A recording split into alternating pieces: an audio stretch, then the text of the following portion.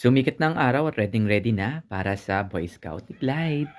Ready na kami, nandito kami sa sakyan, hinihintay na namin ang mga kasabay namin na mula from grade 1 to grade 3. Yan, nandito na kami, kasama si Kukay, support na kami kay Clyde. Yan, actually ang daming tao sa Palayan City. Ang tagal ko bago makarating dito. Ayan, nagsimula na ang program and then yan, picture-picture muna ang mga bata na hahawak. Nakawan. Santo Domingo, Buasaw. Santo Domingo to pero mukhang Buasaw lang ang representative. Ang daming ng bawat distrito.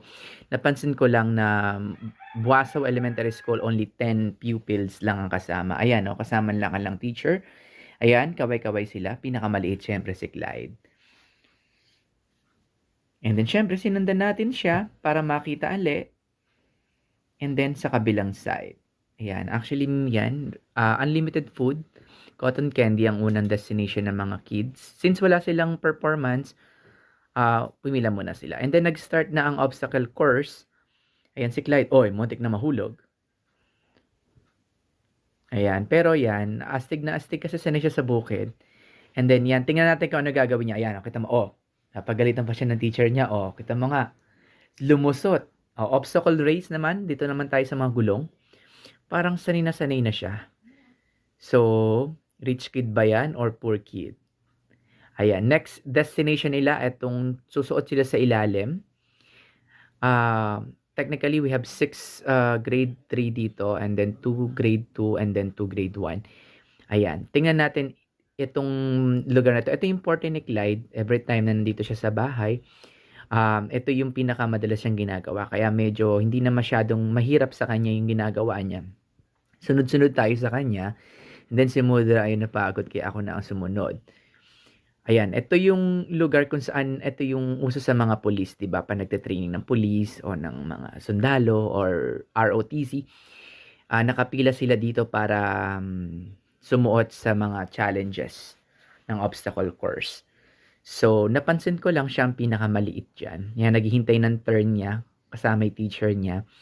So, napansin ko lang na nakikipagsiksikan siya sa mga bata. Ayan, kitang-kita mo si Clyde. Tinitingnan niya kung ano gagawin ng mga kasunod niya. Tingnan niyo kung ano ang mangyayari. Napaka-diskarte ng batang ito. Inunahan niya yung classmate niya. Nung turn niya na, ayan, kasama niya si Caleb. Siya yung nasa dulo pero tingnan mo kung sino una makakarating sa una. So, sobrang taba ng mga kasama niya. Siya ay medyo petit at medyo slim ang katawan. Siya ang nauna. Tingnan niyo kung ano ginawa niya. Apakaliksi. In a few seconds, tingnan niyo kung sino mapupunta sa unahan. Let's see.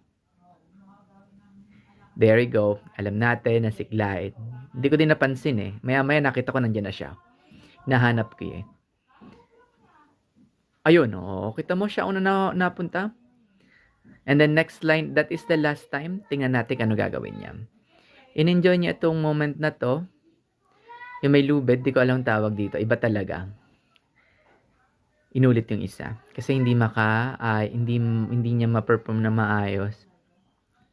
Siguro kahit ako, hindi ko rin kaya yan. Uy, ayan. It's Clyde's turn. Walang itinuro. Pinang ginawa. Sumabit. Kitang-kita. Yan ang experience ng Boy Scout Clyde Santo Domingo participant. Thank you for watching. Sabi ko ay